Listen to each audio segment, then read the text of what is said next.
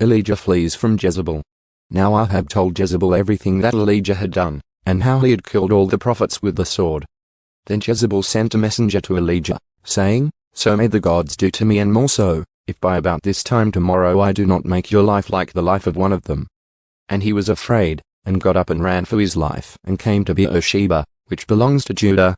And he left his servant there. But he himself went a day's journey into the wilderness, and came and sat down under a broom tree. And he asked for himself to die, and said, "Enough. Now, Lord, take my life, for I am no better than my fathers." Then he lay down and fell asleep under a broom tree. But behold, there was an angel touching him, and he said to him, "Arise, eat." And he looked, and behold, there was at his head a round loaf of bread baked on hot coals, and a pitcher of water. So he ate and drank, and lay down again. But the angel of the Lord came back a second time and touched him, and said, "Arise, eat, because the journey is too long for you." So he arose and ate and drank, and he journeyed in the strength of that food for 40 days and 40 nights to Horeb, the mountain of God.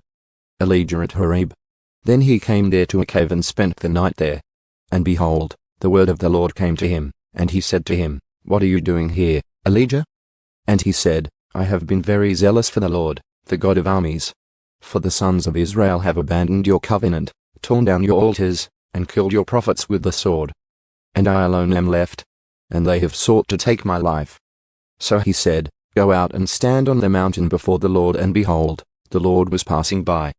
And a great and powerful wind was tearing out the mountains, and breaking the rocks in pieces before the Lord.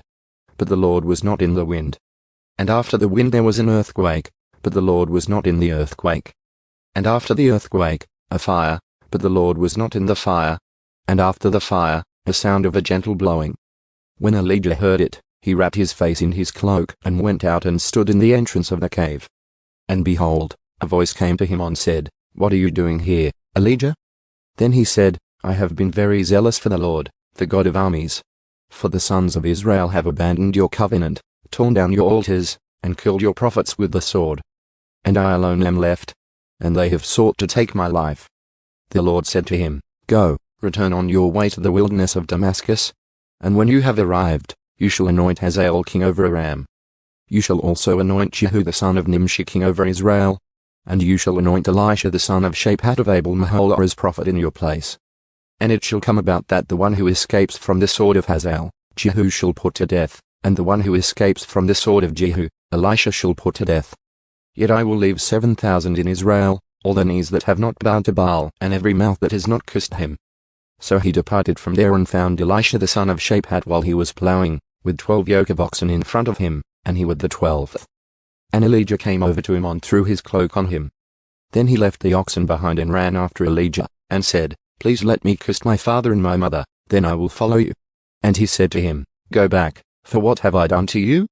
So he returned from following him, and took the pair of oxen and sacrificed them, and cooked their meat with the implements of the oxen, and gave it to the people and they ate. Then he got up and followed Elijah and served him.